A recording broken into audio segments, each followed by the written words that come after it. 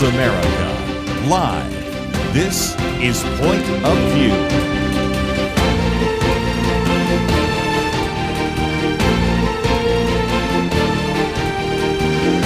And now, Kerby Anderson. You know, one of the things we've tried to focus more and more time and attention on has been on emotional health and brain health for a variety of different reasons. Of course, we've had Jonathan Haidt on, and of course, his latest book is The Anxious Generation. But this has been a very significant issue, really almost since the pandemic and the lockdown.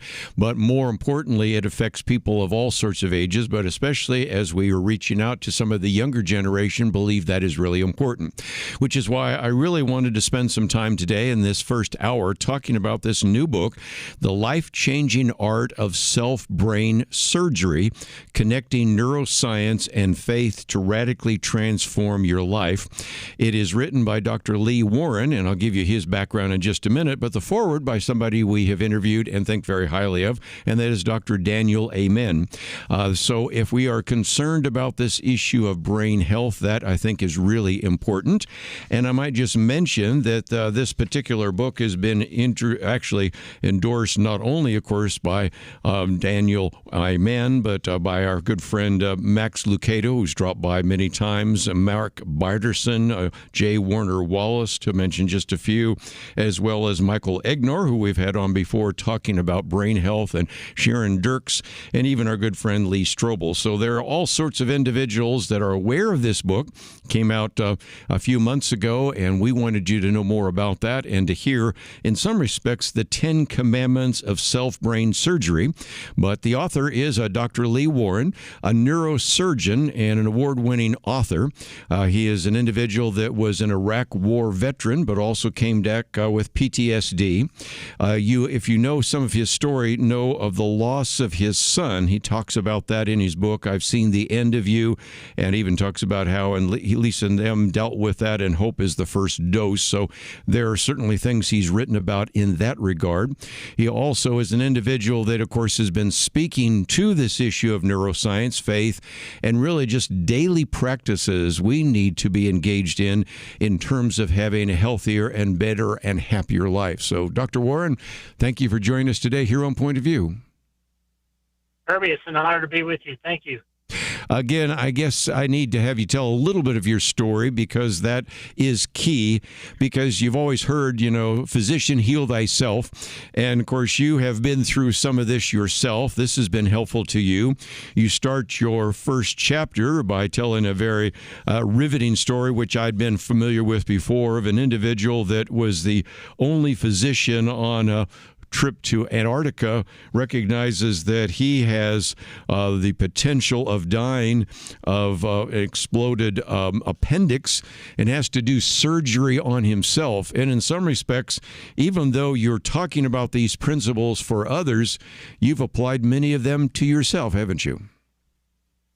That's right. As you mentioned in the intro, I was a neurosurgeon in the Iraq War back in 2005 and survived 120 mortar and rocket attacks and did 200 brain surgeries in a tent hospital, and came home pretty shaken up from a lot of the things I'd seen and experienced, and also went through a divorce, and my first marriage ended right around the time I went to war. And so I was quite a broken person coming home from war, and it took me a long time to just sort of sort out what my brain was doing in my heart and figure out what's going on with my faith, and then sort of rebuilt my life, and mostly through the process of knuckling down, not really physician heal thyself, but at that time just really trying to work through everything and not deal with it, which is not the best way to manage trauma.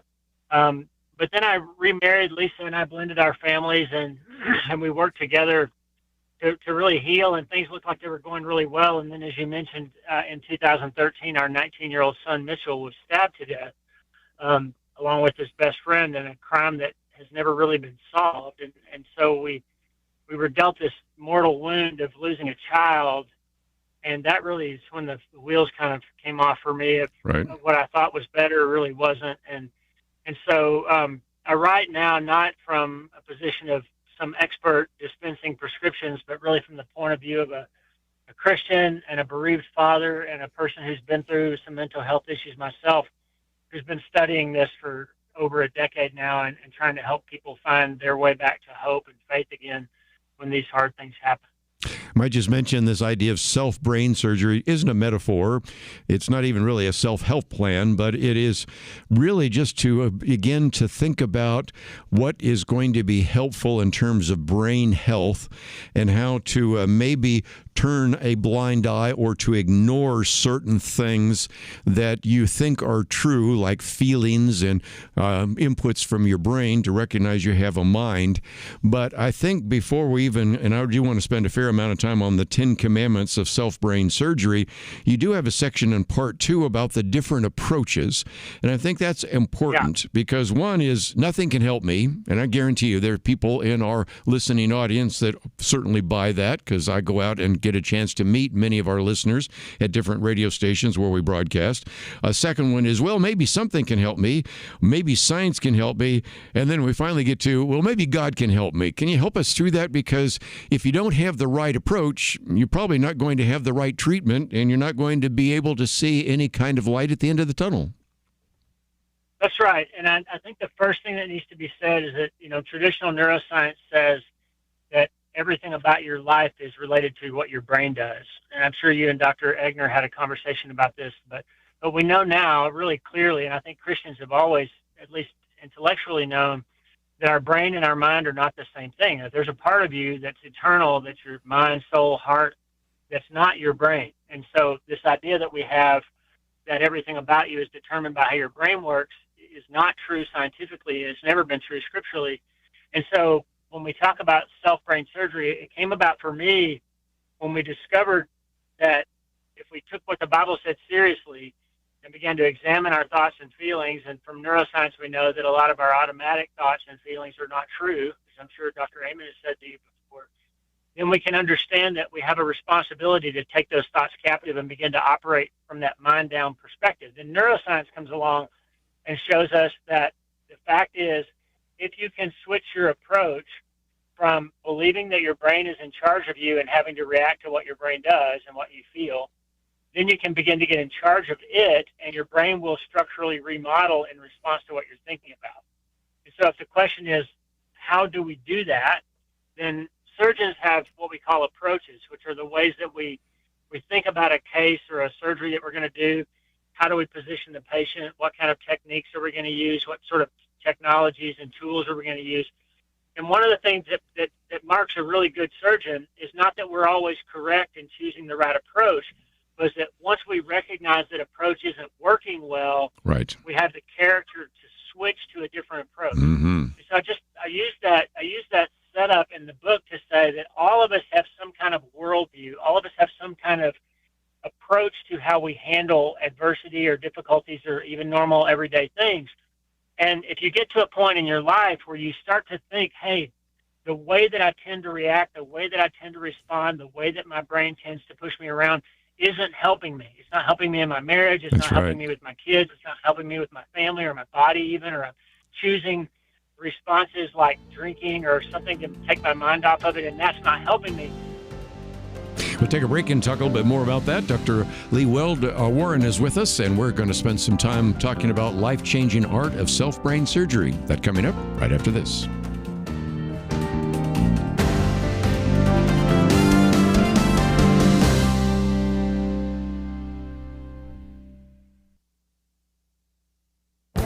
This is Viewpoints with Kerby Anderson.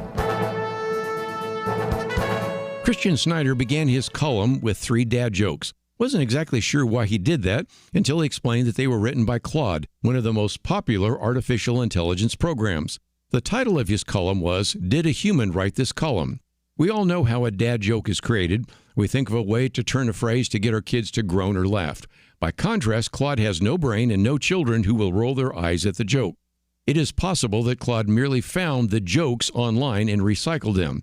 However, in the real world of writing and publishing, books are being pulled and people fired if AI was used. He reports that there's a strong consensus that is forming. Being caught using AI is a death sentence for authors. The purpose of being a writer, after all, is to convey to the reader one's own thoughts, feelings, and opinions, not the impersonal stylings of a computer language model. 2 months ago, I talked about AI sermons. A pastor or teacher using computer tools to check facts and spelling doesn't raise any concerns. But what if pastors use AI to write whole sermons? Everyone in our radio roundtable discussion had serious concerns with using AI tools to that extent.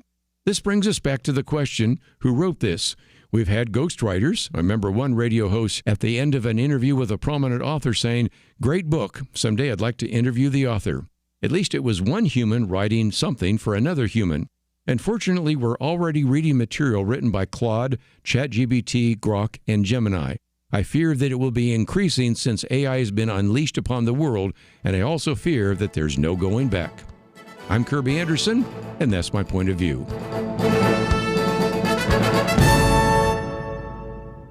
Go deeper on topics like you just heard by visiting pointofview.net. That's pointofview.net.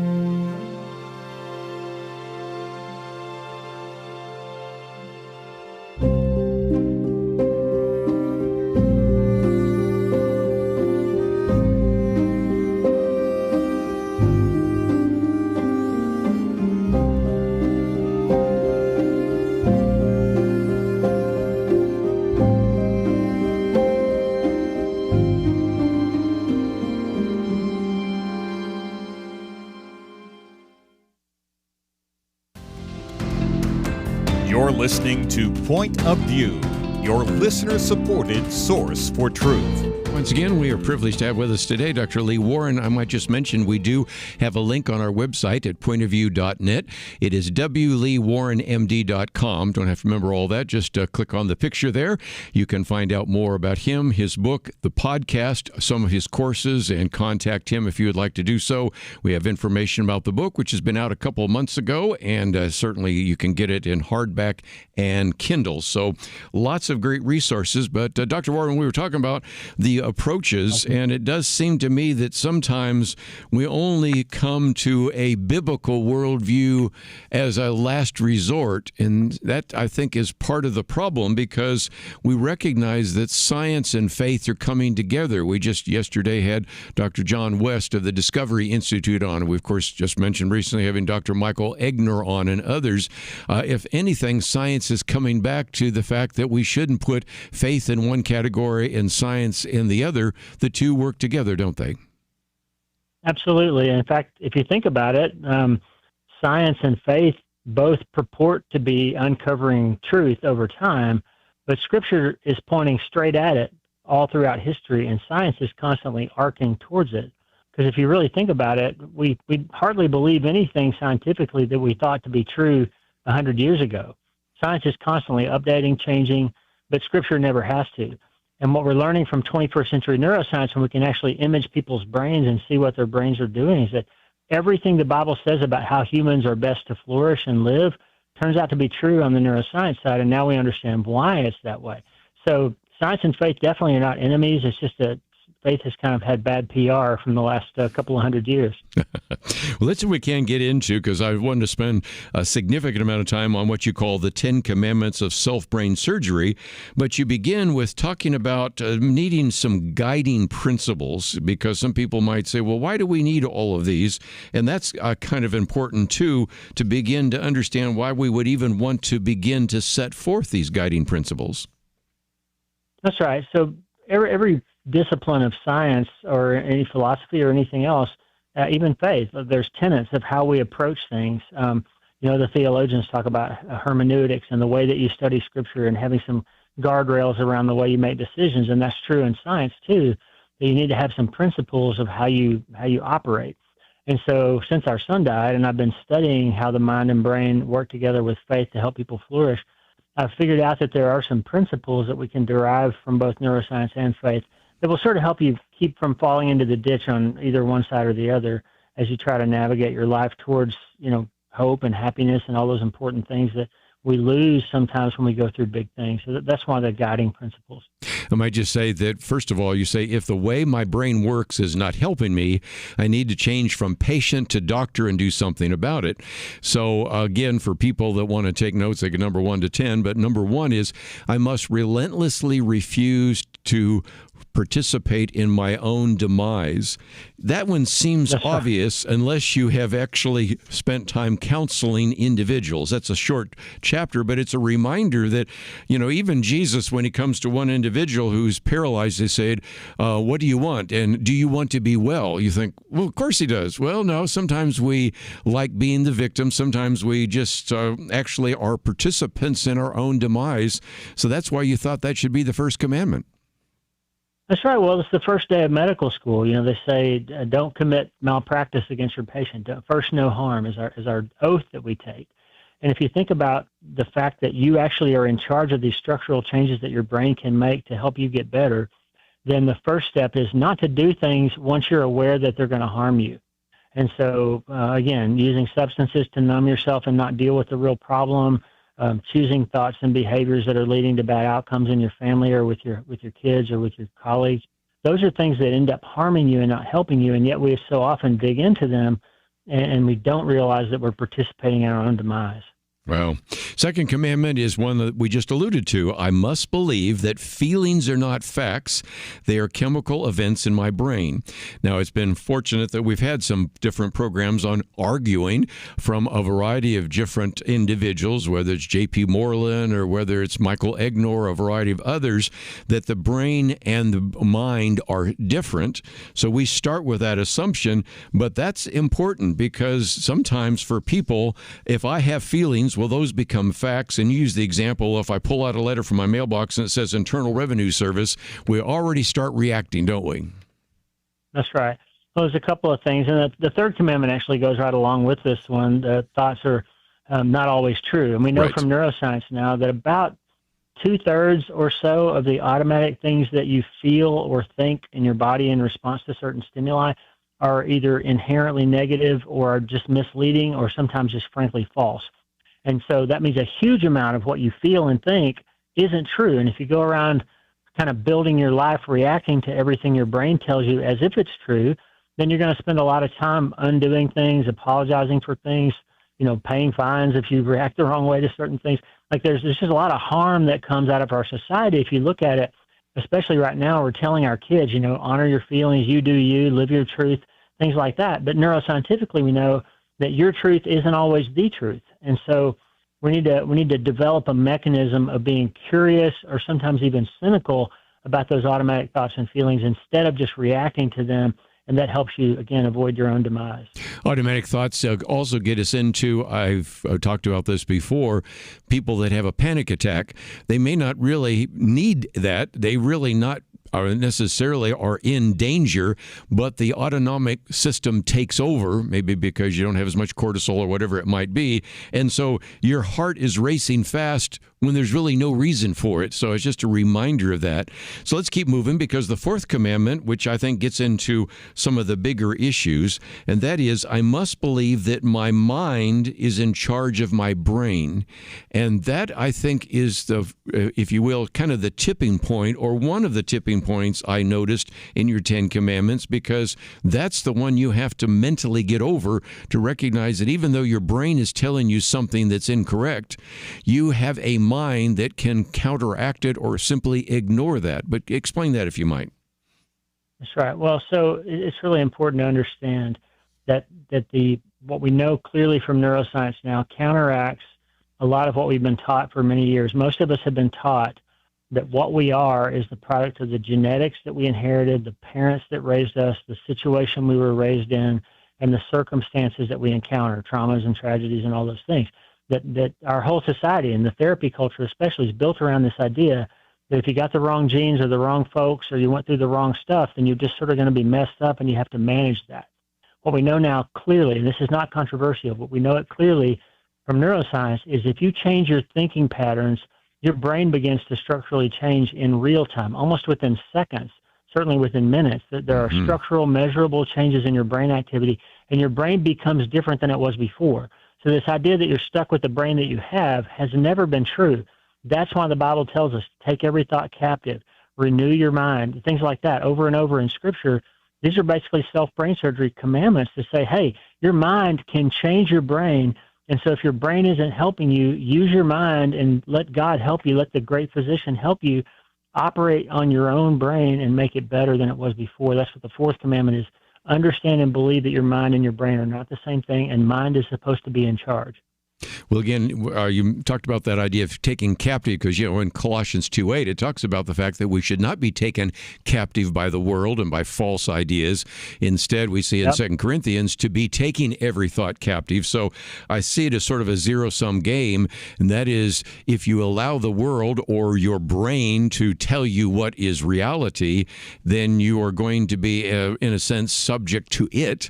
But if you learn to take every thought captive and let your brain actually be subservient to your mind, then I think you're going to be living the way a Christian should live.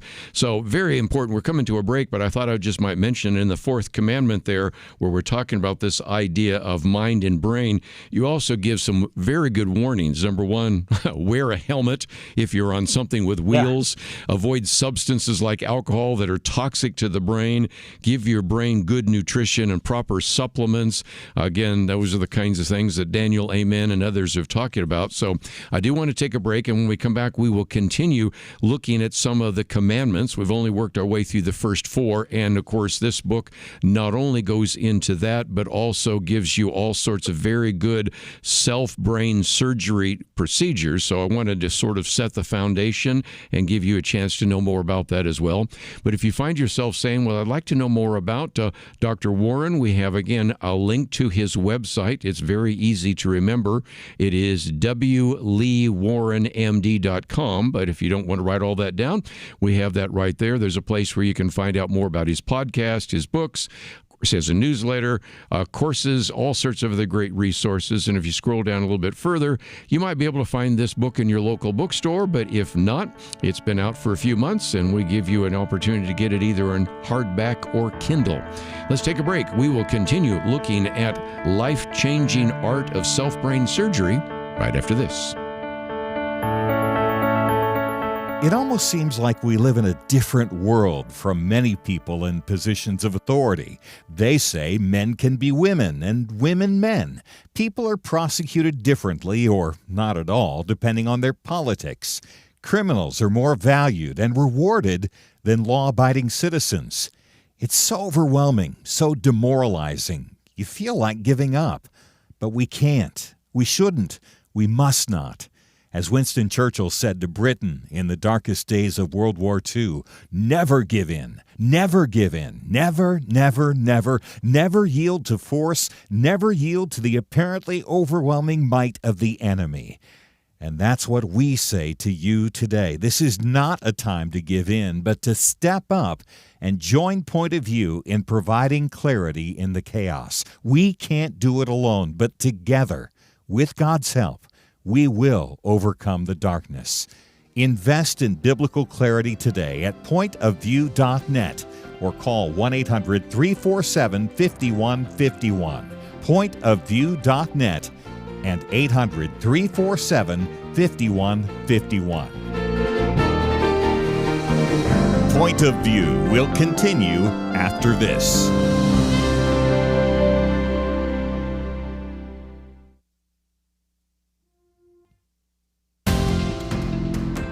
You are listening to Point of View.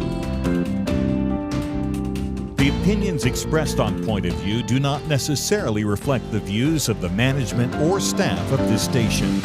And now, here again is Kerby Anderson. Back once again, every person faces challenges and disappointments, tragedies and setbacks. And if you really would like to have some power over your life, this is certainly one thing that could be helpful to you. Again, our neurosurgeon, Dr. Lee Warren, wants to train you to do brain surgery so you can operate on yourself. And we've been looking at some of the 10 commandments, and then we're going to get into the operating room. But we've looked at the first 4. But Dr. Dr. Warren, number 5, the 5th commandment is, I must believe that self-brain surgery is not a metaphor. It is a mechanism of transforming my life. So now we've gone from the abstract to the real, because we're now saying, if indeed I do believe that I have a mind separate from my brain, and that many of the feelings and autonomic responses are just my brain reacting, and I can have control over my brain because I have a mind, then we're now talking about this idea of brain surgery, aren't we? That's right. It's really important to know the social scientists, when they talk about hope, they define hope as being possible when you have agency and opportunity, which means agency is this belief that you can do something about the situation you're in, and then opportunity is the chance to actually do that. And so knowing that you can change the things you think about, and your brain will structurally change and you'll become a different person than you were before, that gives you both agency and opportunity. You have hope that you really can change. And so I made that 5th commandment to tell people, like, this is not some sort of self-help kind of gimmick or some slogan that I want you to have. It's a lifestyle. It's a worldview that generates hope, because you thought you were stuck with the brain that you inherited or that got messed up with your life, but you really have never been stuck. You have this mechanism that God gave you. For, 2 Peter 1:3 says that God has given us everything we need for life. And so he's given you the tools to operate your brain in the way he designed it to operate, so that when you go through hard things, you have something you can do about it. That's so good. Again, that passage there I sometimes use to say, now what does it say? Some of the time, most of the time? No, all that we need. So very good. All the time. Well, 6th commandment, you would think might, again, be obvious, but that's why you put it in there, because when you're dealing with people, it says, I must love tomorrow more than I hate how I feel right now. That's a little bit similar to the 1st commandment, because you have to be willing to change, and sometimes change itself or self-diagnosis itself is too threatening. So I have to love what I'll be like tomorrow more than I hate what I feel like right now. And you felt that was another very important commandment. It is, because so many of us, we get to the end of the day, or we get into a stressful situation, and we have these kind of dopamine reward circuits that we've set up, these triggers that set us off to open a bottle or get online and shop, or to throw something at the wall, or do something to numb ourselves from how we're feeling. And then we get to tomorrow and we forget what Jesus said. Like he said, don't worry about tomorrow, because every day's got enough trouble of its own. But that also applies in reverse. Like if you don't take care of stuff today, if you make bad choices, we say in surgery, like, don't treat a bad feeling with a bad operation. Like you feel bad, so you numb yourself, or you do something that's actually adverse.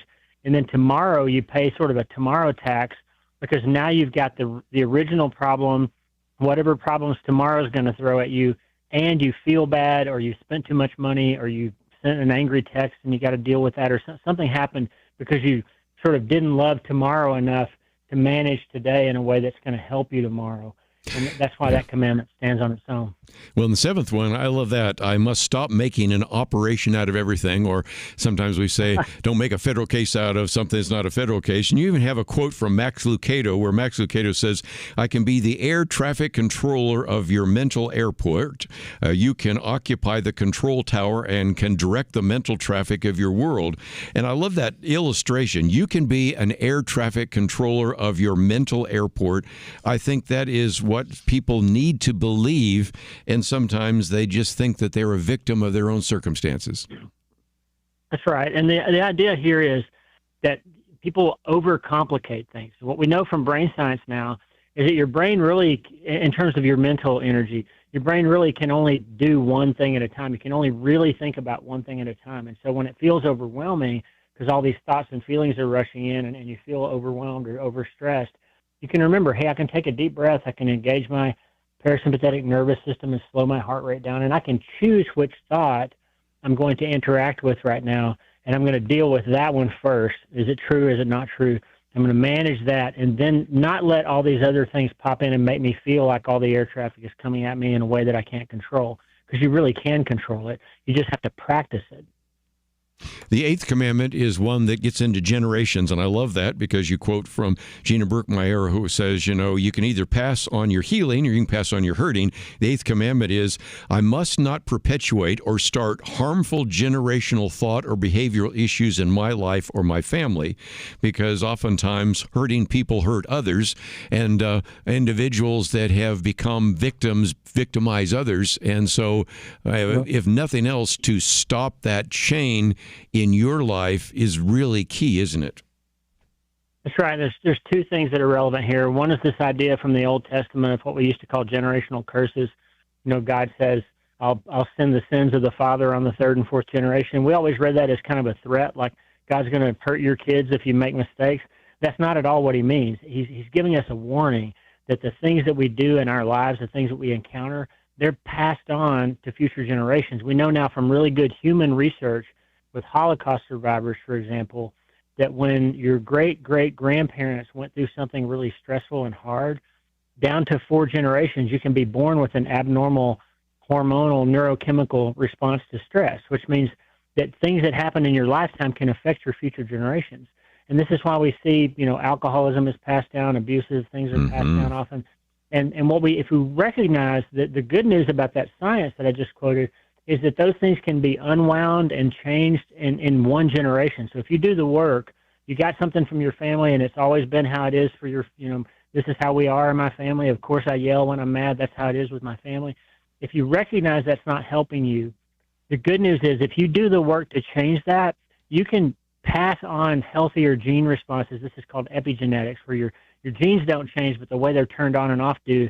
And we know now from really good human research that the next generation can be born with a normalized stress response if we get it right in our generation. That is so good. So that means that you have incredible hope that things don't have to continue the way they have been, even for your family history.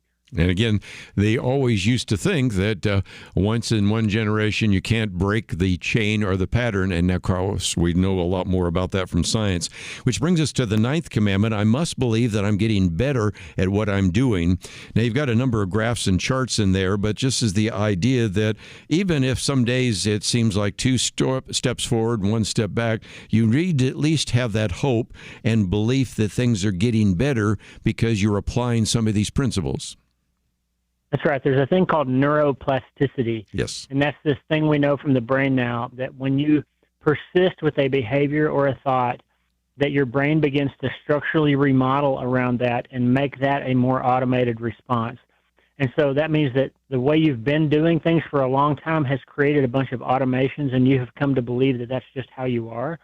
But as soon as you start thinking and approaching your life differently, your brain begins to sever those old connections and make new ones. And if you just persist, if you keep doing it, you get better at what you're doing. And that can work in the reverse, too. If you're doing the wrong stuff, your brain will get better at doing that.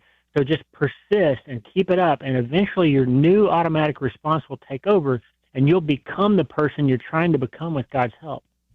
Let me just say that we're coming to a break again, and when we come back, we'll get into the operating room. Number 10, in case you've been keeping track, is I must understand that thoughts become things. And we are going to, of course, talk about then going into what's called the operating room. And so what does this look like? How do you begin the process? What kind of plan do you put together? What about maybe having what you call a thought biopsy and a few ideas there, and how to practice some of this? Obviously, we're trying to cover a very lengthy book in a short amount of time, but we wanted to at least have you understand what some of the foundations were in terms of these 10 commandments, and then to begin to think about, well, what does my own surgery look like? Self-brain surgery that can really begin to change your life, and that is the latter part of the book, which goes into some detail. And again, if you find yourself wanting to know more about this book, or if you'd like to get to interact with Dr. Warren, we have a link to his website, which again is wleewarrenmd.com. And there is a place where you can, of course, find out about his books, his podcast, his newsletter, some courses, all sorts of great resources that are there as well. If you find yourself saying, I'd like to learn a little bit more about that, there's a self-brain surgery transformation training. There's all sorts of other resources. And so you can go to the website insight, even during the break. Find out a little bit more about him. And if nothing else, we encourage you to do some of this so that you are no longer conformed to this world, but transformed by the renewing of your mind in Christ Jesus. We'll be right back.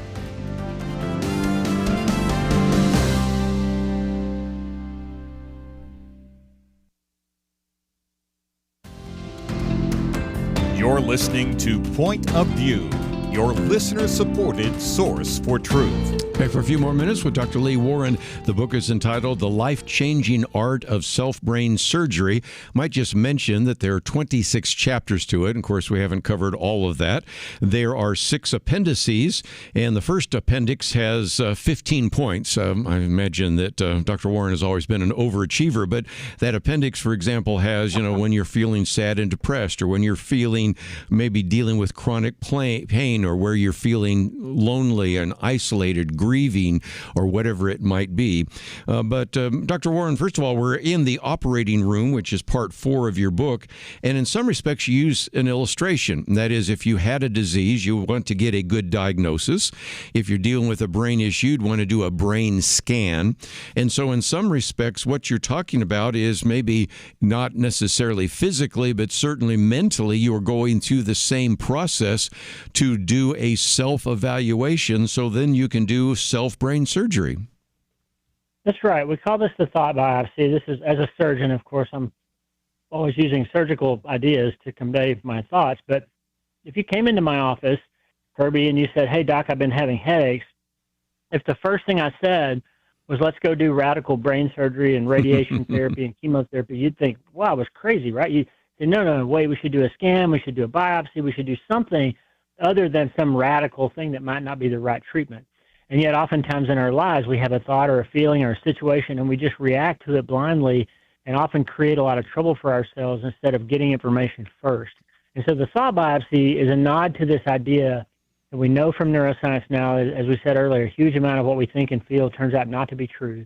Your brain doesn't have an ability to discern between something that's really happening and something you're just imagining or worrying about. And so therefore, we need to have a strategy. We need to have a plan in place for what we're going to do when we have this adverse event or an adverse thought or feeling that pops up. And I use the idea of a biopsy because if I look at your MRI and I see a spot, like it's almost never the right thing to just go straight to big surgery or radiation. It's best to put a little minimally invasive needle in there and take a little piece of that tissue and then examine it to decide what it is and then build a plan for dealing with it. And so that's what the thought biopsy is like. Knowing that lots of your thoughts and feelings aren't true, look at them critically. Take them captive, as the Bible says. There's a thing called metacognition that the psychologists talk about, which is this ability that God gave us to look at what we're thinking about and feeling rather than just reacting to it. You can sort of get outside of your own self and think about the situation from a different perspective, and then you're going to make a better decision about what to do about it. And that's going to get you in that place of not committing malpractice against yourself and having better outcomes than you had before. Years ago, I did a week of radio programs. It was actually in the Probe radio program, but it was how to be your own counselor.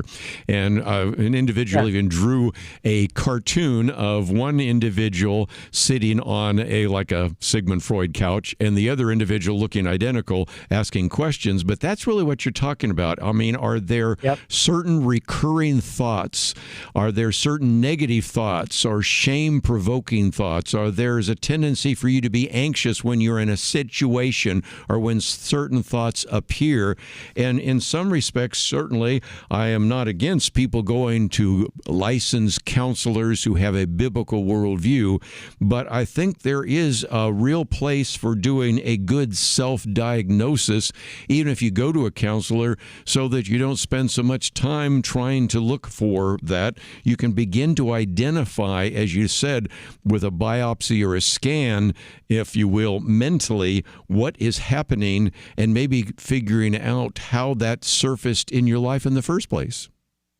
That's right. And I would say, as you just said, like there are times with me, I'm a board certified neurosurgeon, obviously know what I'm doing when I'm taking care of brain tumors or back problems. But there are times when my patient has an issue that I don't know how to take care of. My patient has a heart attack or some issue with their heart. I'm not a cardiologist. So it's reasonable for me then, in the context of serving my patient's best interest, it's reasonable for me to consult someone who has a perspective or training that I don't have and get them involved. And that's how I see therapy and counseling. Is like you're still going to be in charge of your own direction here. You're the self-brain surgeon. God is the great physician helping you. And no therapist or counselor can fix you. You've got to work with God to do that. But sometimes you need an outside perspective, a consultant that has training or skills that you don't have. And that's not wrong. It's helpful. But again, it's not abdicating the responsibility of doing this process yourself. It's just using people who have expertise and training that you don't have. Let's, we can talk about this idea of rewiring, because you have a quote there from Daniel Amen, change your brain every day. And you used a phrase that I've used before here, neuroplasticity. Now, I almost always lately have been using the negative because I think that in some respects our social media and our digital phones are rewiring us in the wrong way.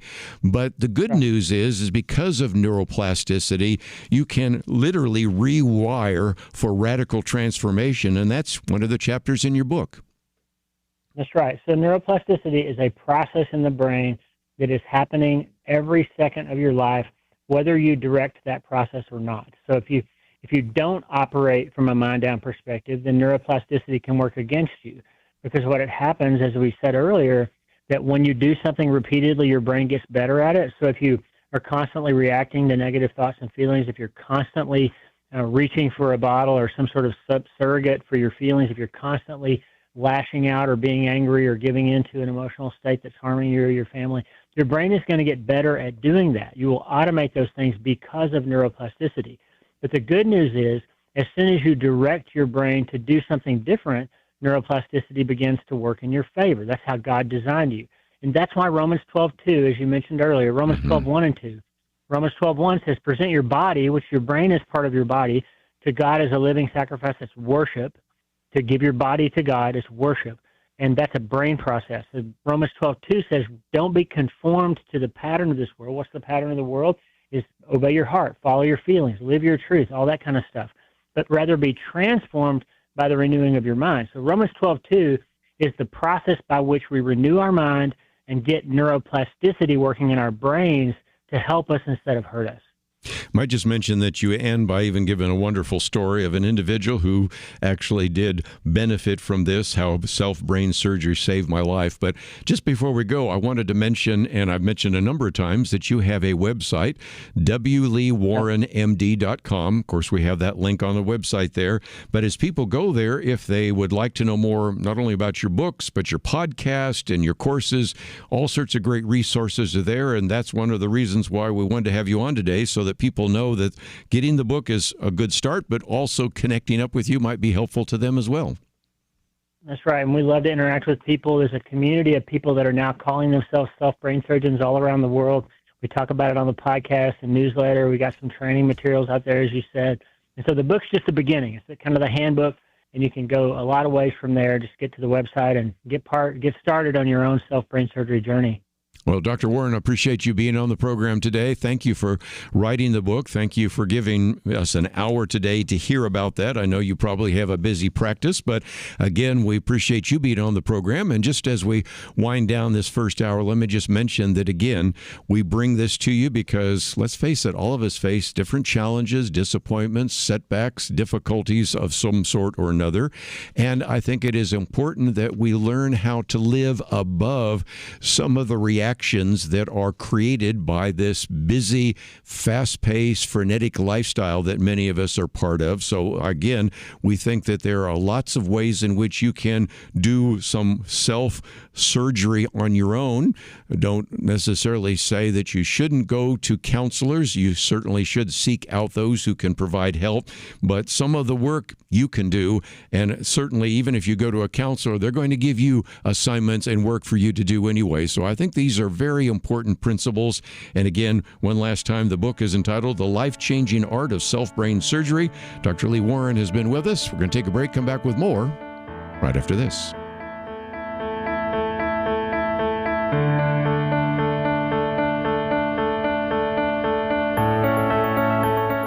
In 19th century London, two towering historical figures did battle, not with guns and bombs, but words and ideas.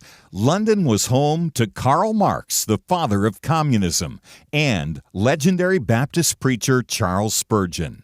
London was in many ways the center of the world, economically, militarily, and intellectually. Mark sought to destroy religion, the family, and everything the Bible supports. Spurgeon stood against him, warning of socialism's dangers. Spurgeon understood Christianity is not just religious truth, it is truth for all of life. Where do you find men with that kind of wisdom to stand against darkness today? Get the light you need on today's most pressing issues delivered to your inbox when you sign up for the Viewpoints commentary at pointofview.net/signup. Every weekday in less than 2 minutes, you'll learn how to be a person of light to stand against darkness in our time. It's free, so visit pointofview.net/signup right now. pointofview.net/signup. Point of View will continue after this.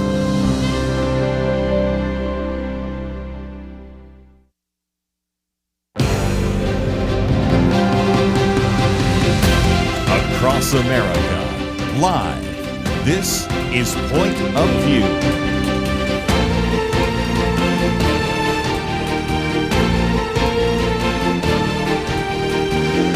And now, Kerby Anderson. Second hour today, if you'd like to join the conversation, 1-800-351-1212. Certainly, we're going to be talking about the Iran war for a little bit, but then move on to some other topics because we're in sort of this pause. We're trying to figure out what is going to happen in the future, but I did think that this might be an occasion to talk about the back and forth between the Pope and the President. Matter of fact, about a week ago, Rich Lowry had a piece where Pope Leo needs to brush up on his Bible and its lessons on war and peace. And what precipitated that was one of the comments that the Pope made about the president in terms of enough with the idolatry of self and money. And Rich Lowry says, look, a Pope who doesn't rebuke a president of the United States for threatening to bring a foreign civilization to an end isn't doing his job. And that has to do with one of the comments that the president had made on social media. But I've been looking for maybe a good piece that we could post. There's a good one I'll get to in just a minute by Cal Thomas, which I did not post, but you can find very easily. The Pope, 3 Cardinals, and the Iran War. Kind of like sounding of a joke. The Pope and 3 Cardinals showed up at 60 Minutes, but we'll get to that in just a minute. But the one I settled on is, I think, respectful, but at the same time critical of some of the ideas of the Pope and certainly critical of some of the statements by the President.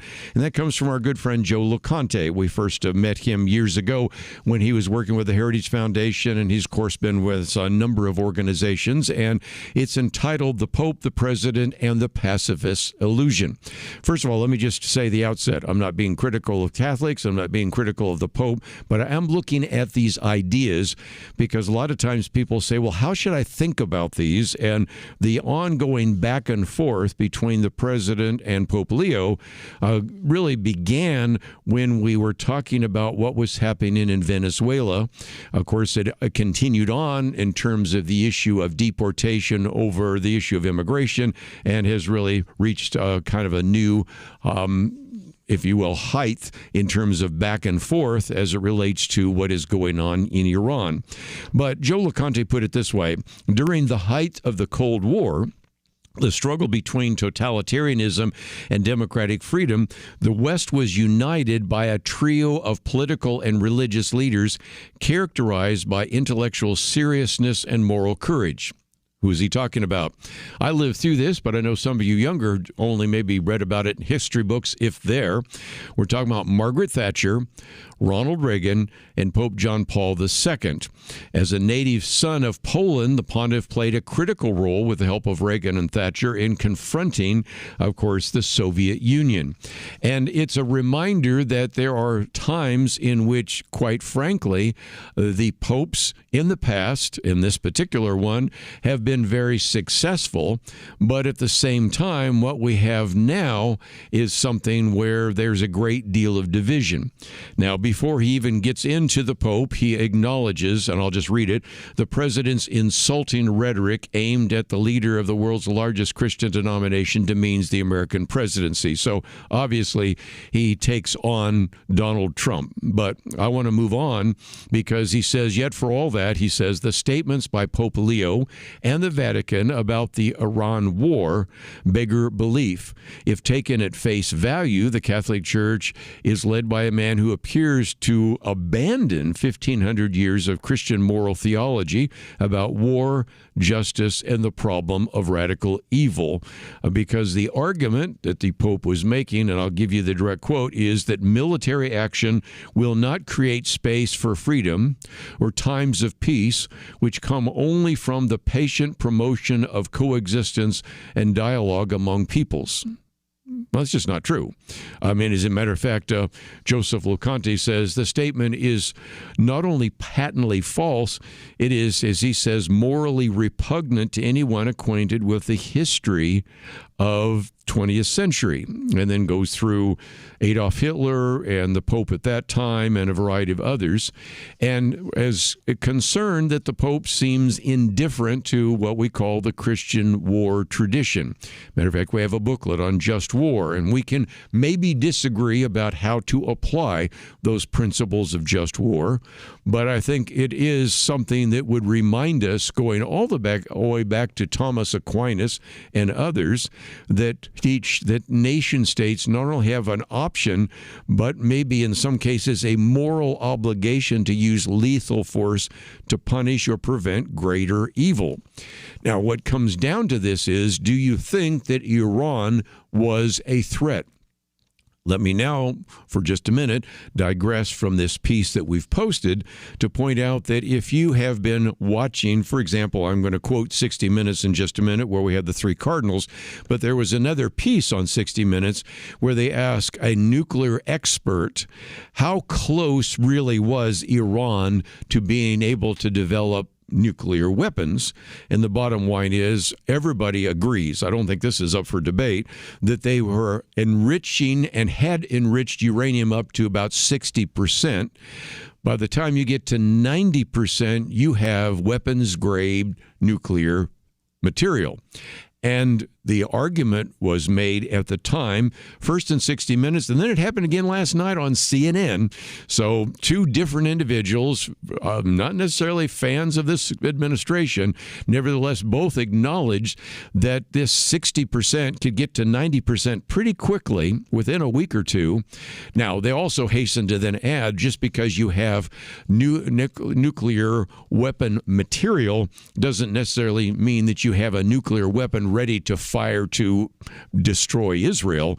That might take another month or two or a few months, but you can see that the arguments being made even by people not even part of this administration are, yeah, we were in pretty much of a dangerous point.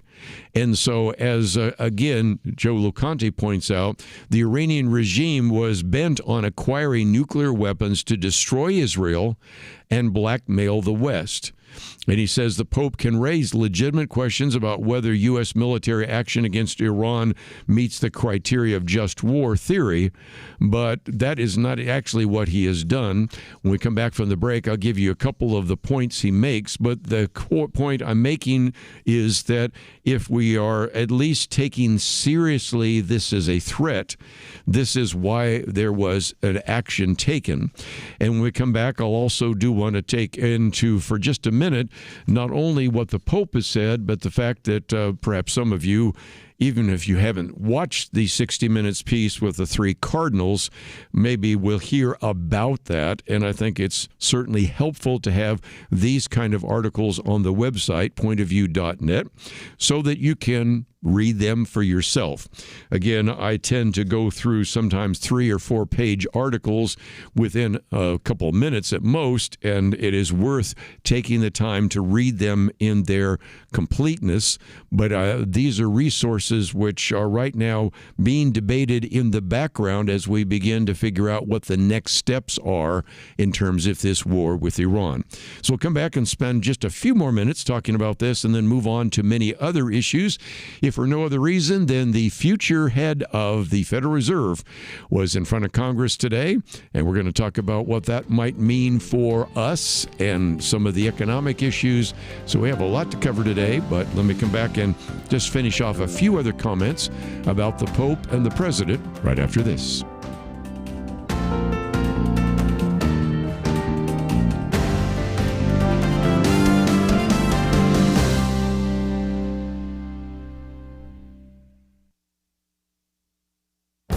This is Viewpoints with Kerby Anderson. Christian Snyder began his column with 3 dad jokes. Wasn't exactly sure why he did that until he explained that they were written by Claude, one of the most popular artificial intelligence programs. The title of his column was, "Did a Human Write This Column?" We all know how a dad joke is created. We think of a way to turn a phrase to get our kids to groan or laugh. By contrast, Claude has no brain and no children who will roll their eyes at the joke. It is possible that Claude merely found the jokes online and recycled them. However, in the real world of writing and publishing, books are being pulled and people fired if AI was used. He reports that there's a strong consensus that is forming. Being caught using AI is a death sentence for authors. The purpose of being a writer, after all, is to convey to the reader one's own thoughts, feelings, and opinions, not the impersonal stylings of a computer language model. 2 months ago, I talked about AI sermons. A pastor or teacher using computer tools to check facts and spelling doesn't raise any concerns. But what if pastors use AI to write whole sermons? Everyone in our radio roundtable discussion had serious concerns with using AI tools to that extent. This brings us back to the question, who wrote this? We've had ghostwriters. I remember one radio host at the end of an interview with a prominent author saying, "Great book. Someday I'd like to interview the author." At least it was one human writing something for another human. And fortunately, we're already reading material written by Claude, ChatGPT, Grok, and Gemini. I fear that it will be increasing since AI has been unleashed upon the world, and I also fear that there's no going back. I'm Kerby Anderson, and that's my point of view.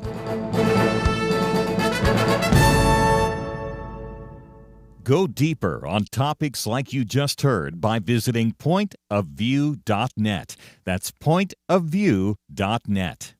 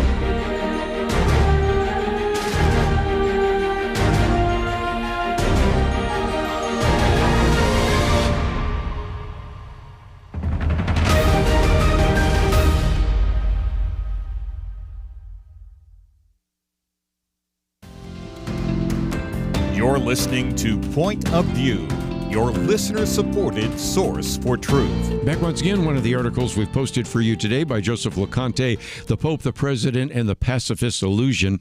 And one of the illustrations he uses, which I think is very helpful, is during the Palm Sunday homily done by the Pope. He referred repeatedly to Jesus as the King of Peace who rejects war. And first of all, that's maybe half true, but okay. The reference was to the prophet Isaiah, in which he claimed that God does not listen to the prayers of those who wage war because, as it says, your hands are full of blood. First of all, whether that was done by a Catholic leader, by a Protestant leader, by maybe one of the seminary students I used to teach when I occasionally was a visiting lecturer at seminary, I'd say, wait a minute, you're missing context entirely there. And Joseph LeConte puts it this way: the problem is not merely that the Pope enjoys or employs shoddy exegesis, twisting the plain meaning of Scripture by ignoring the historical context, because we know the context in Isaiah, which was not this. The problem is not only that he's retroactively condemned the prayers of Catholic faithful throughout the centuries, the prayers of priests, soldiers, families during wartime. The problem is not even that he offers a misleading one-dimensional view of Jesus, the Prince of Peace, who is also called the Lion of the tribe of Judah, who will come with a sharp sword with which to strike down the nations. But the deep problem is that he refers to this as preaching the gospel. And again, if we want to be clear, the gospel is what transformed the ancient world, that Jesus, the God-man, bore upon himself the judgment of God for our sins by his death and resurrection, making both forgiveness and new life. And so, nevertheless, this is a piece that if you are interested in maybe interacting with somebody on that, I thought was well written and I think fairly balanced and fair.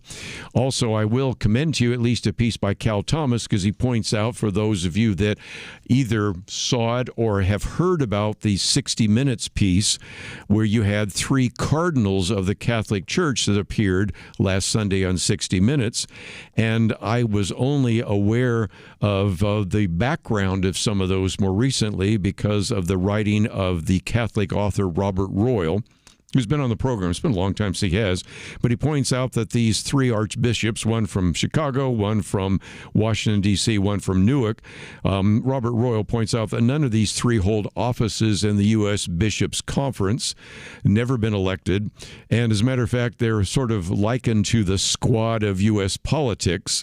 So, again, maybe aren't necessarily representing all Catholics. And certainly, I think there is a real need for, whenever somebody cites Scripture, whether it is Donald Trump or the Pope, whether it's a televangelist or even people around this table, really to make sure that we are very careful about how we use Scripture in some of those ways, because it's going to be, I think, really important for us to think biblically about every issue that comes before us. So there are going to be a lot of topics that we're going to be addressing here in the next couple of weeks. But let me certainly mention that right now there was the testimony of Kevin Warsh. He is an individual that is most likely going to be the next chairman of the Federal Reserve. And one of the things that he said, which I knew he was going to be asked about, is what about these interest rates? And he made it very clear that I won't take orders from Trump on interest rates. Matter of fact, one said, I won't be a sock puppet. I don't think he used the phrase, but nevertheless, that's how they said it. And again, this is his testimony before the Senate Banking Committee, which took place today. And it is quite likely that he will actually be not only confirmed in the Senate Banking Committee, but by the United States Senate, and will be the next chairman of the Federal Reserve. One of the articles I've posted for you is by Judy Shelton, who is best known for wanting to come back to sound money. As a matter of fact, one of her books is Good as Gold, How to Unleash the Power of Sound Money. And she has for some time talked about what we've talked about on this program, even yesterday when we talked about how difficult it is for the younger generation to be able to buy a house, to even live on one income, as either their parents or their grandparents were able to do. And a lot of that simply has to do with the fact that the Federal Reserve and the United States government have done almost everything they can to make sure that our money is not sound. How so? With federal government spends more money than it takes in round numbers, it gets about $5 trillion a year. You'd think that'd be enough, but no, it spends $7 trillion a year. And you can imagine that if you were living on an income of $50,000 a year, and yet you were spending $70,000 a year, and you had a credit card debt of six figures, you would not be in good shape. And so this particular article by Judy Shelton reminds us that Article 1, Section 8 of the Constitution grants Congress the power to regulate the value of money. And that same sentence grants Congress the power to fix the standard of weights and measures. But every single year, matter of fact, every single day, your dollars in your pocketbook, your dollars in your wallet, your dollars in your purse, the dollars in your bank account are worth less and less. They're like a melting ice cube. Now, I'll be clear that the particular ice cubes in Iran are melting much faster with an inflation rate of 150%, but that doesn't mean that we aren't facing the same issue, because she goes and points out that the Federal Reserve is sort of have this target of, well, we probably need some inflation, so we'll just shoot for 2%. By the way, we haven't hit 2% very often at all. But even if you, again, accept the 2% inflation target, she points out that that means during your average lifespan, that means 80% of your dollar has declined. And, of course, we know that it's been a whole lot higher than 2%. Even when it says that CPI is 2%, we know it's higher. And back when we were hearing during the Biden administration it was 9%, we knew it was probably closer to 15 or 16%. So the bottom line is we need a dependable dollar. And the problem is that we have a Federal Reserve that feels quite comfortable in many cases with simply allowing inflation to at least run at 2% or more. And I have every reason to believe that this incoming chairman of the Federal Reserve will be forced to actually have to lower interest rates and be forced, in order to do that, to maybe even print more dollars, making them worth even less. But in this particular article, we do have a little bit of an idea of what his mindset is, because, again, Kevin Warsh has said, granting boundless power to government agencies to solve the world's problems does not square with my disposition. He went on to even point out when he was speaking at the IMF, the International Monetary Fund's spring meeting, he says to be trusted, economic institutions must be trustworthy. To be trustworthy, they must prove themselves to be competent. So we'll see how this confirmation hearing goes. Of course, one of the sticking points has to do with the fact that there's an investigation with the previous and current chairman of the Federal Reserve, Jerome Powell, about the renovation of the Fed headquarters. So we'll see if that becomes a sticking point. But it's just a reminder that, as we've talked about before, it is much more difficult for the younger generations to make ends meet. And so that's certainly one of those topics that we will come back to. As a matter of fact, before we're done, I have a piece that we'll talk about in terms of affordability and lifestyle expectation. But we do need to take a break. So when we come back, let me, if I can, for just a few minutes, come back to this issue we talked about yesterday, and that is the Electoral College.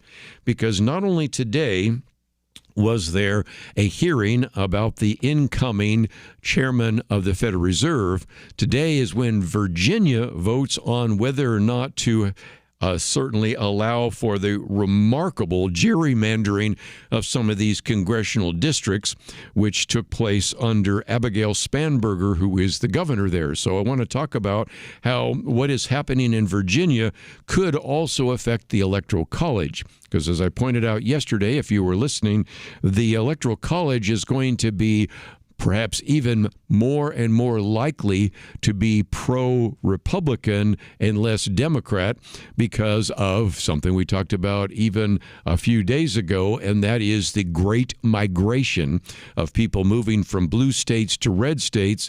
And as a result, some of those states will have greater electoral impact, and some of the blue states will have less electoral impact.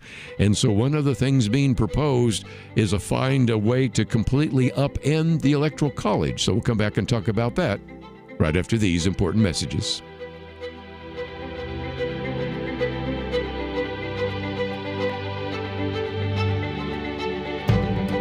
I'm sure that you've noticed that social media is now filled with information generated by AI.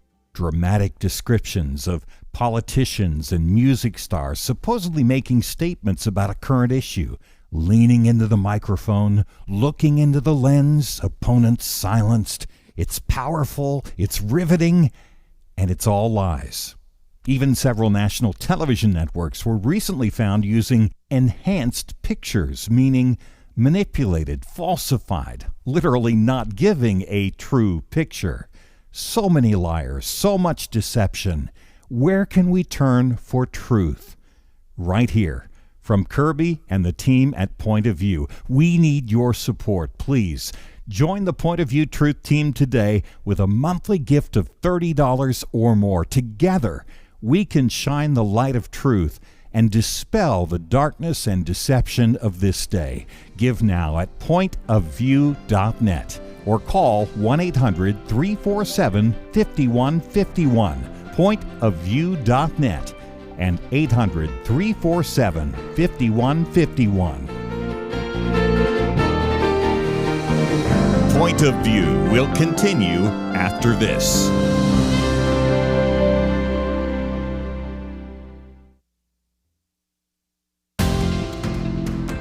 You are listening to Point of View. The opinions expressed on Point of View do not necessarily reflect the views of the management or staff of this station.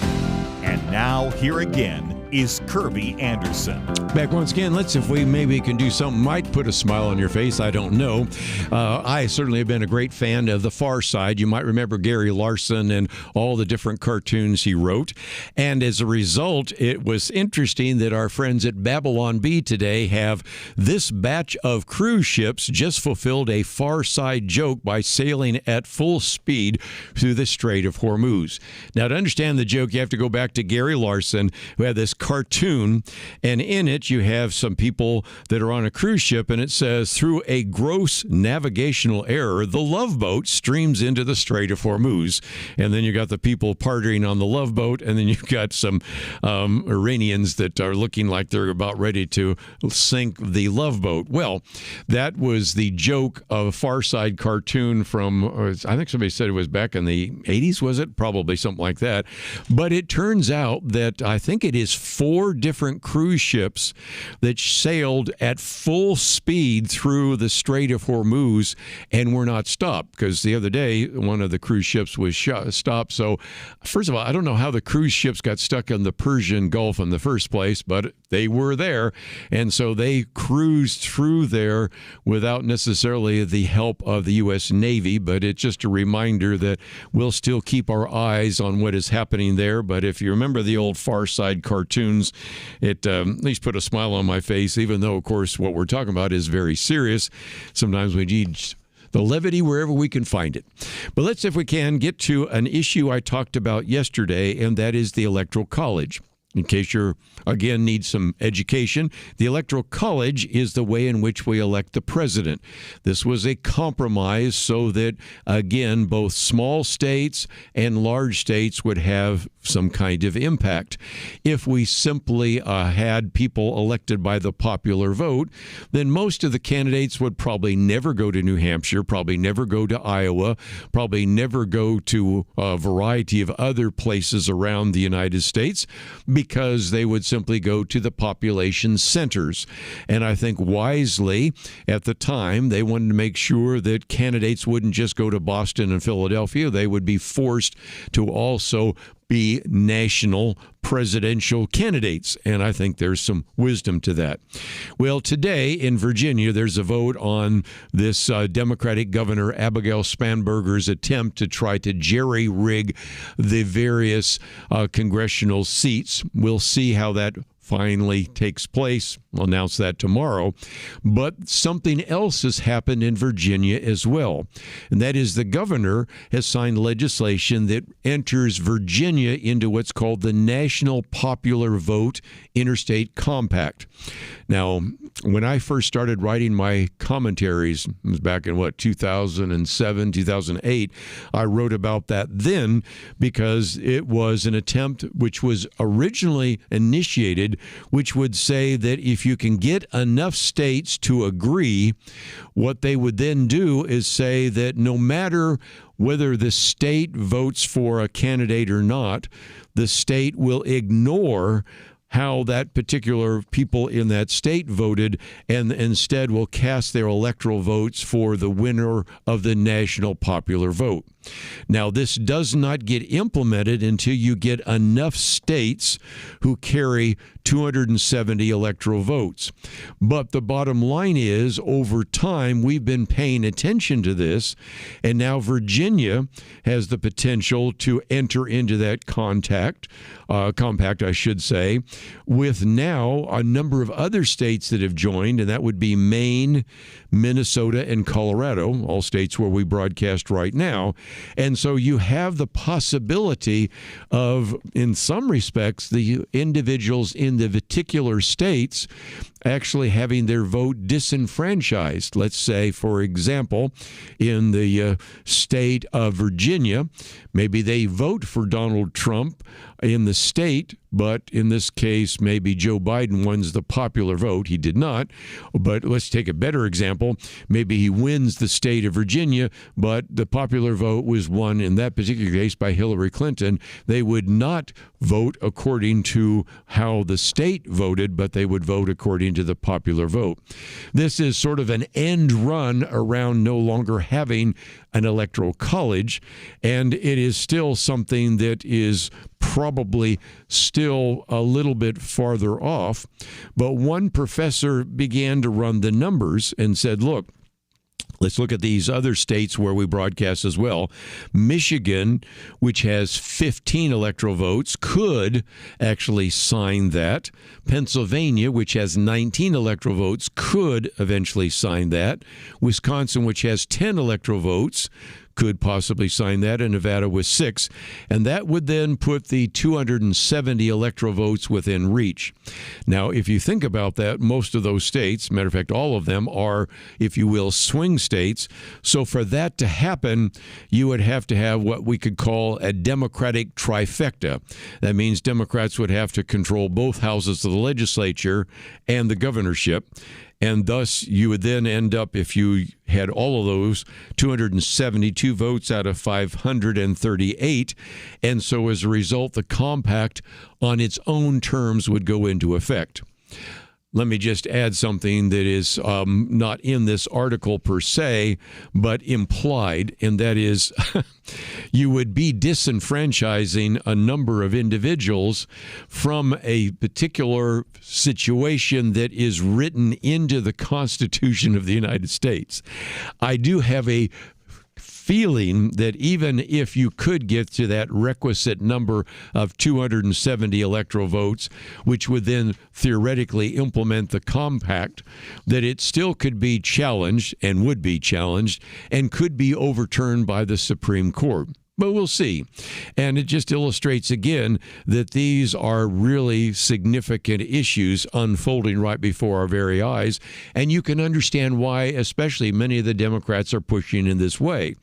They are seeing the fact that if you looked at what used to be the blue wall, which is now beginning to fade and will fade even more with the 2030 census, in 2032, they saw particular states which right now, which have a great deal of authority, many of those so-called blue states or purple states are losing some of that.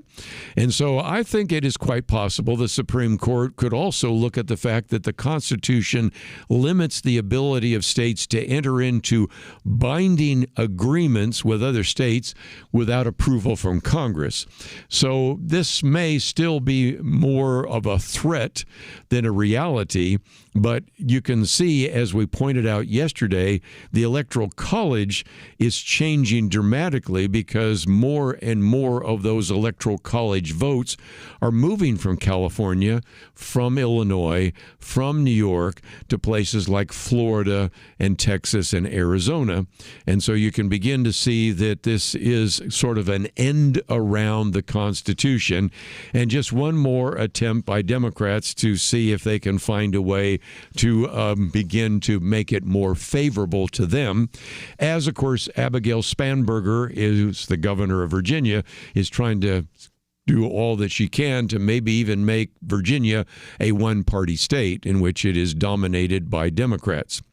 With that as a background, just before we take a break, let me just mention that this surfaced the other day in which Alan Dershowitz, you know who he is, he's been on the program with us before, posted this piece in the Wall Street Journal. I would never have predicted it. Why I'm becoming a Republican. Alan Dershowitz says, look, I'm a lifelong Democrat. I started campaigning for the party's local candidates as a teenager in Brooklyn, New York, and I've been a registered Democrat for 67 years, made speeches for John F. Kennedy as a college student, and can count on one hand the number of Republicans I've ever supported for any office. So that's his background. He says, now I'm going to become a Republican. Now, he has his disclaimer, as you might imagine. I still disagree strongly with the Republican Party on abortion, separation of church and state, immigration, health care, and taxes, and others. Yet I've decided to bite the bullet and register as a Republican. Part of his reasoning is his deep and abiding concern about the Democratic Party's hostility to Israel. And that was what tipped him over. It's not like he's become pro-life or he's really excited about some of these changes in terms of religious liberty or whatever, but it began to be too much for him to see the Democratic Party's hostility to Israel.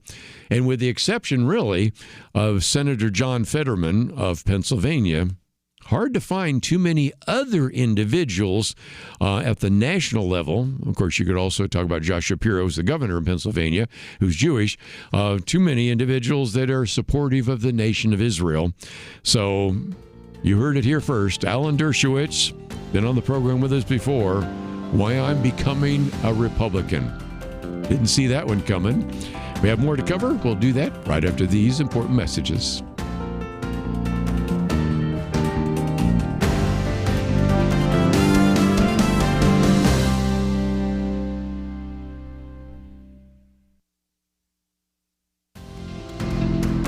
You're listening to Point of View, your listener-supported source for truth. Back for a few more minutes, let me just mention that, again, one of the articles I want to point to is by Judy Shelton, Kevin Walsh, and the Erosion of the Dollar, which reminds us that our dollar is eroding, and it is like a melting ice cube. And that's one of the reasons why Generation Y, millennials, Generation Z, are saying, this is not the world that my parents and especially my grandparents grew up in, and that's true. And we should certainly identify those issues which are affecting the issue of affordability. On the other side, these are both true equally. Certainly the dollar has eroded, and that's affected the way in which you can buy assets like a house or stock or anything else. But there's another part to that, and that is a lifestyle of expectation. So I'm not disagreeing with one or the other. I think both of them have a play in terms of how this is unfolded. And Joshua Slocum talks about the fact, and this one comes from the Federalist, the real crisis isn't affordability, it's lifestyle expectation. And he says it might be time for maybe a renaissance of old-fashioned American values of moderate expectations, frugality, and making do. He says the lifestyle expectations of the typical working class and middle class Americans are driven by a one-way ratchet that only goes up. Now, again, let's just recognize that every parent really usually hopes that their children will have a better life than they have. And this has sort of hit a plateau. And there are some reasons for that, which we've already identified. But there are also some new expectations in the 2020s right now that didn't exist, for example, in the 1960s, the 1970s, the 1980s, for example. And he takes on a couple of those in particular because the issue of daycare, one car for every driver, the starter home, those are three things he takes on, and I think there's some real important issues because he says, look, there's a lifestyle expectation inflation that is not limited just to the issue of, say, daycare. Unlike the parents of Generation X, many modern parents think every child needs his own bedroom, every driver needs his own car, and that buying a starter home with plans to trade up to something else are just the basics. And so let's just look at it 1, 2, 3. Number one, daycare. 50 years ago, the average American would say professional daycare or preschool might be necessary for some, but they wouldn't think about sending all the kids off to a center. If anything, that would be a second best option. He says today you're likely to be accustomed to being Today you're likely to be accused of being out of touch with real people's needs. He suggests it's not normal, desirable, or even aspirational to aim for both parents to work full-time while the kids are at daycare. It's true that getting by on one income is harder for many families today than it was in the 1950s. That's true. It's true that both families oftentimes have to work. But he goes on to say that part of this issue of expectation of daycare is funded by the fact that we say that we should be providing, of course, you're hearing the mayor of New York City, free daycare. And of course, there are all sorts of issues there as well.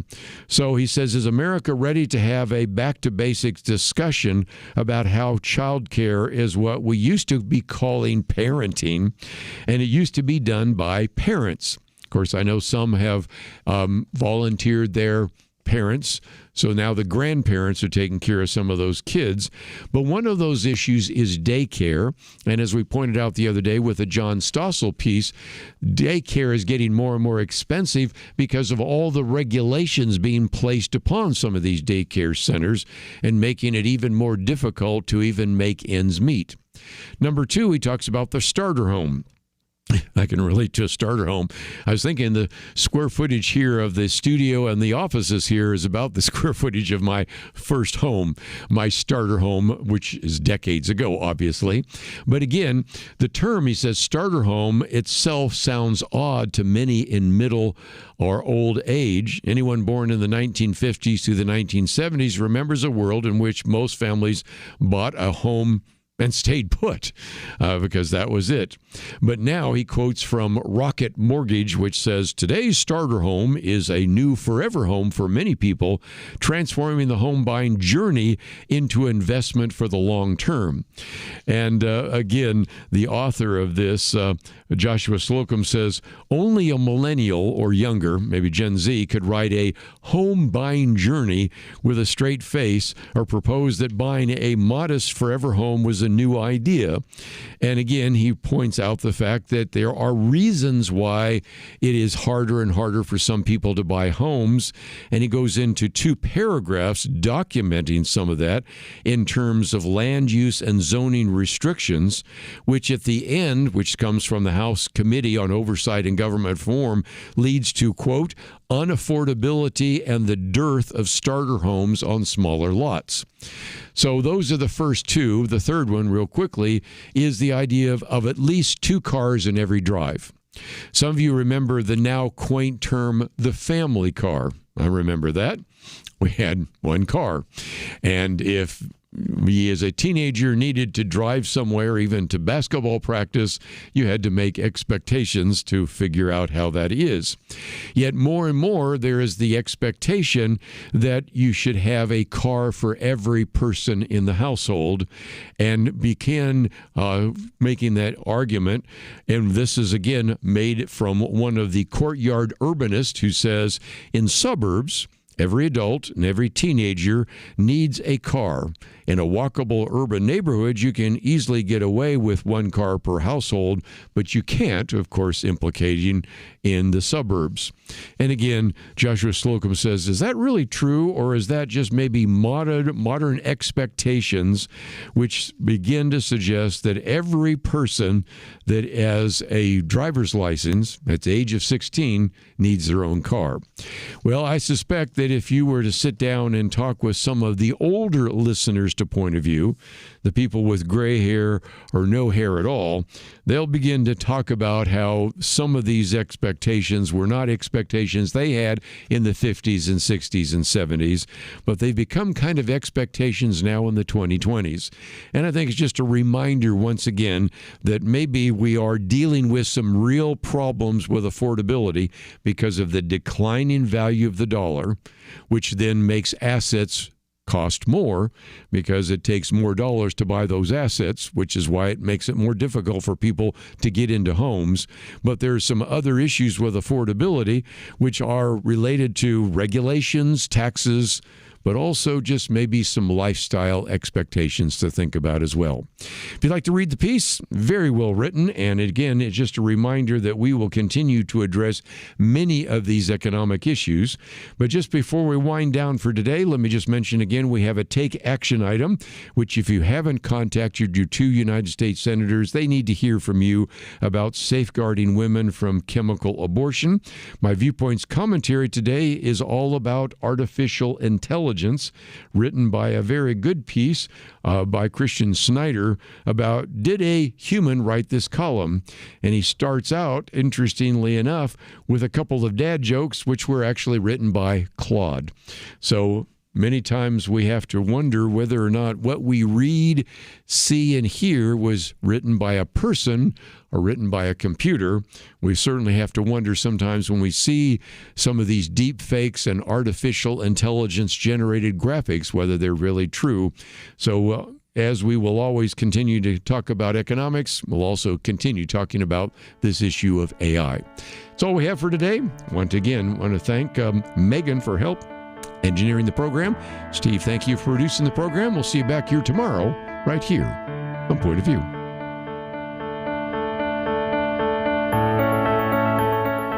Where does moral truth come from?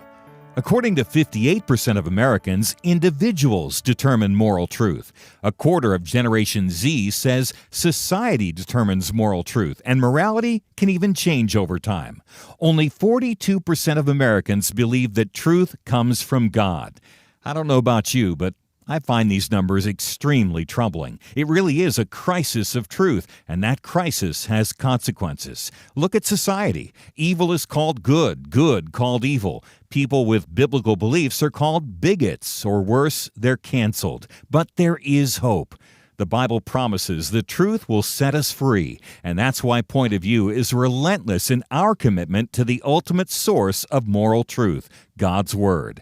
At Point of View, we know that God's truth is eternal, and if we stand together, we can help more Americans apply His truth in their daily life. Help Americans find truth again by giving at pointofview.net or call 1-800-347-5151. That's pointofview.net and 800-347-5151. Point of View is produced by Point of View Ministries.